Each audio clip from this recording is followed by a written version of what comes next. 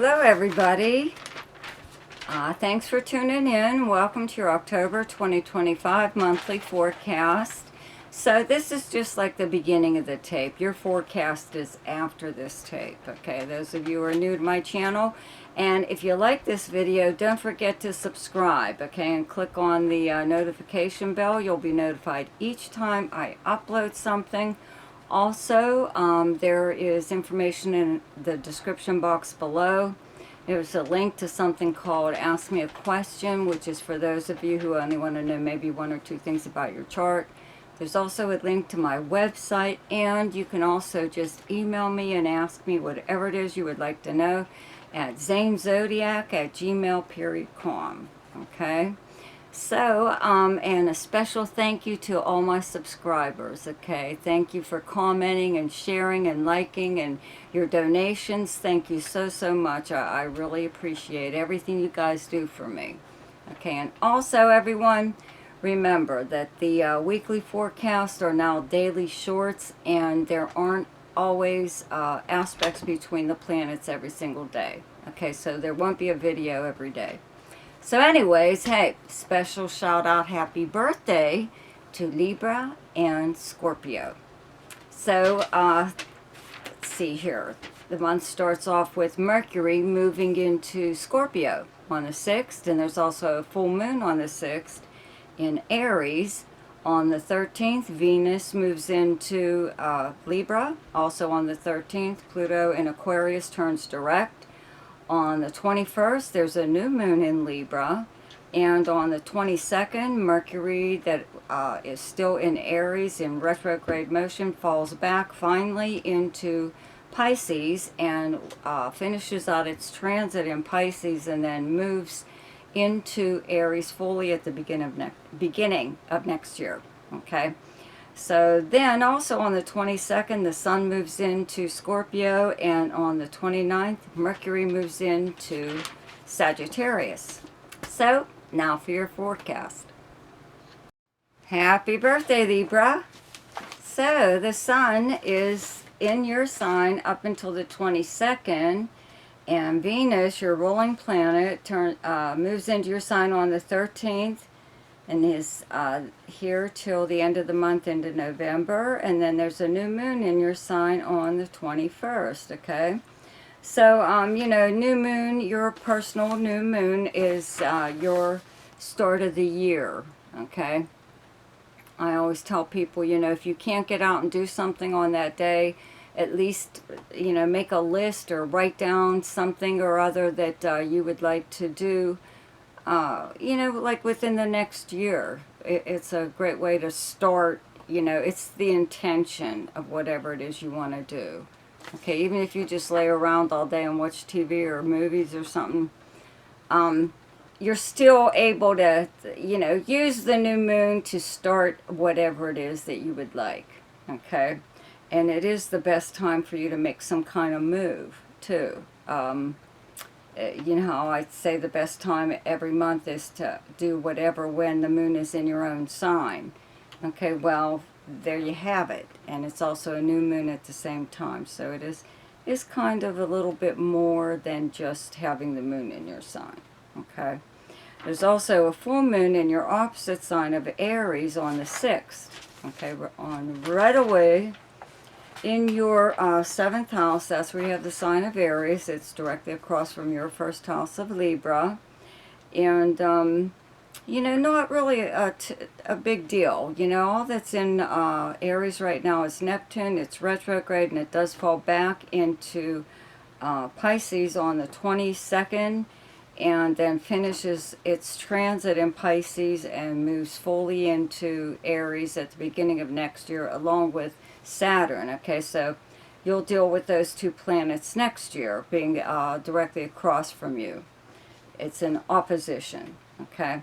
And this is happening in your 7th house of close relationships and partnerships, arrangements and agreements, consulting experts.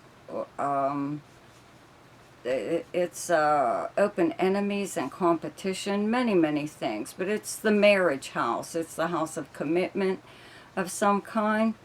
So, you know, around that full moon, there could be within one of your close relationships, it could be a business partner, a friend, a romantic partner, you know, maybe just something kind of minor, I would think. It doesn't look like it's too big of a deal. But something could come up that is annoying. You know, somebody could tell you a little white lie, or maybe you could tell them a little white lie. It could be just to get out of doing something, or not hurt someone's feelings, or I don't think it's that big of a deal. Okay, but anyways, just keep that in mind, though. Around the 6th, maybe things won't go real smoothly within one of your close relationships. Okay, but I do have to mention, you know, if you've listened to my videos in the past, you know that I always say when Venus is in your own sign, in your first house or your 10th house, that you should milk it for all you can. So obviously I'm going to say that to you now, with Venus moving into your sign on the 13th, and actually does really well when it's in your sign because that is your ruling planet. Okay, so it makes you even more enjoyable to be around, far more appealing at this time than at any other time. People, you know, may put the moves on you and stuff, you know, ask you out a lot. Anyone could actually just want to do something very nice for you. People usually want to do favors for you at this time. They, you know, want to take you out possibly for your birthday, but they could just be using that as an excuse to take you out. Maybe they've always wanted to take you out, okay? So your birthday is a really good excuse, okay? And you have to remember, too, Jupiter is in Cancer right now, and where you have Cancer in your chart is your 10th house of your career, okay? It's your most public house. This is how people speak and talk about you, write about you, like on social media or something or other.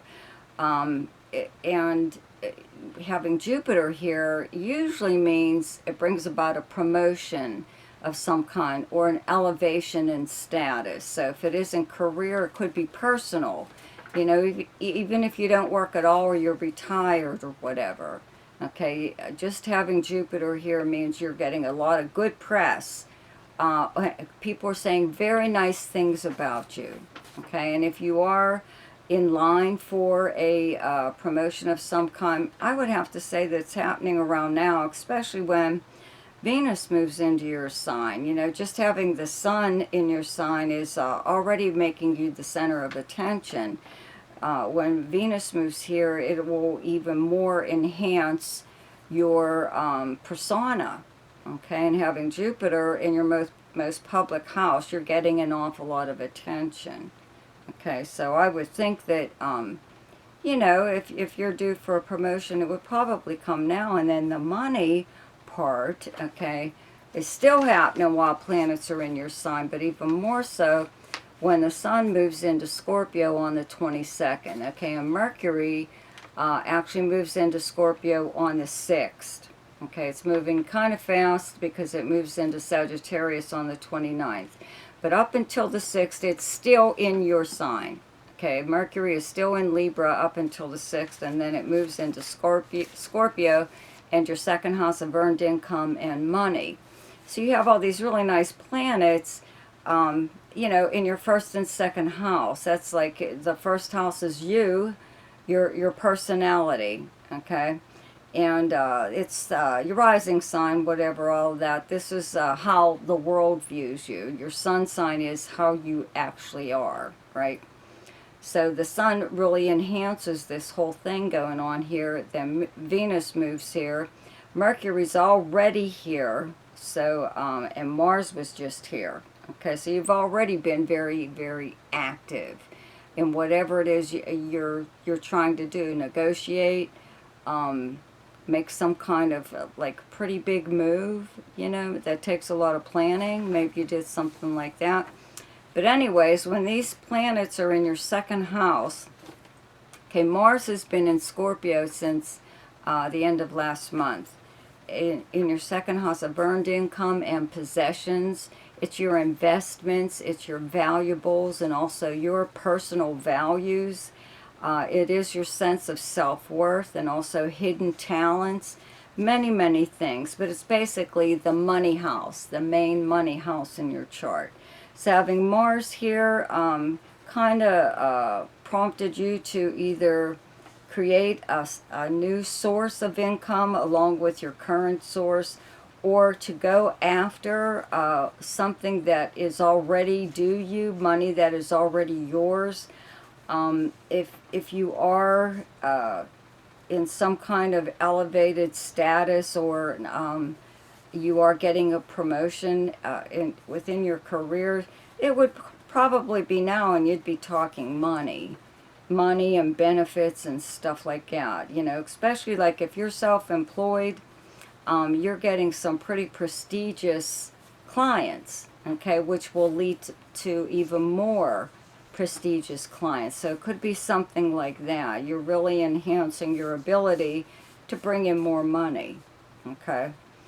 Now Mercury just moving into Sagittarius on the 29th. I'll cover that next month because it's only there for this last few days of the month, okay. Then I do have to mention Pluto in Aquarius turns direct also on the 13th. When Venus moves into your sign, you have Aquarius on the 5th house of fun, creativity, romance, gambling, speculation, all forms of entertainment, games and sports, and anything to do with children. So a lot of things are changing in this area. Your taste in music, film, entertainment, period. Your creativity is coming from different areas now. And with Pluto, you know, being the ruler of the underworld and whatever, you know, some of your stuff could be a little bit dark, you know, even for you. Or you could even find that you are attracted to horror films and stuff like that. Maybe you weren't so much in the past. Not necessarily gore or slasher films, but just like the whole macabre kind of thing. Or as we used to say in my family, macabre. Okay, but macabre, right? So, and whatever in your romance.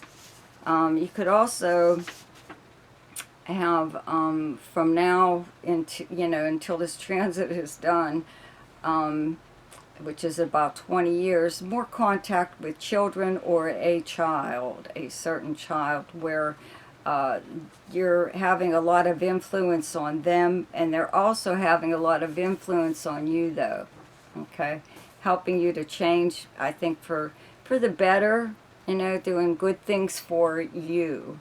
Your personality, your sense of self, okay. Now, Neptune, you know, in Aries is moving back into Saturn, I'm sorry, along with Saturn, moving back into Pisces, into your 6th house. Okay, Saturn just moved into Pisces again last month. Now, Neptune is moving there. It was in Aries. Both of them were in Aries briefly. They're both moving into Aries again, like I said, at the beginning of the year. But for now, they're moving back into your 6th house to finish your transit there. So you're pretty used to this by now. You know, when Saturn's in your 6th house, along with Neptune, though, too, because Neptune rules illusion, Saturn, it kind of makes you a little bit of, in a way, a prisoner to possibly your circumstances. Maybe you're in this dead-end job or something, or you have to work with someone that you just can't get away from, even though you can't handle them any longer. Or there is something going on where you work that it may not be on the up and up, you know. There's something very deceptive going on there, possibly. Maybe somebody's embezzling money or something. And this also being the house of service to others, you know, you've probably been taking care of someone for a couple years now, especially with Saturn here. And it is a very selfless move on your part. But you're tired, you can't handle it anymore, and it will be ending, so you won't have to do this again, okay? but it was probably a very long and period, you know. Usually, you know, it's not a Libra thing, okay, for you to really be that selfless or take care of someone, or not that you can't do that. It's just not a trait that's really associated with your sign. So I would have to say you were doing this because you didn't have a lot of a choice. You know, this was probably family. A lot of times it's a parent. You have to, or a child who is sick or something, or maybe you were even the one that was ill. Okay, but this is ending, so at the beginning of next year. Okay. Let me see what else. That's pretty much it. The best time to do something each month is when the moon is in your own sign, and the moon is in Libra on the 19th, 20th, and 21st. Excuse me. The best time to lay low is when the moon is in your opposite sign, and your opposite sign is Aries, and those dates are the 6th and 7th. The best time for romance, recreation, creativity, fun, gambling or speculation, and anything to do with children is the 1st, 2nd, 3rd, 14th, 15th, 16th, 29th, 30th, and 31st. The best time for money is the 8th, 9th, 21st, 22nd, and 23rd.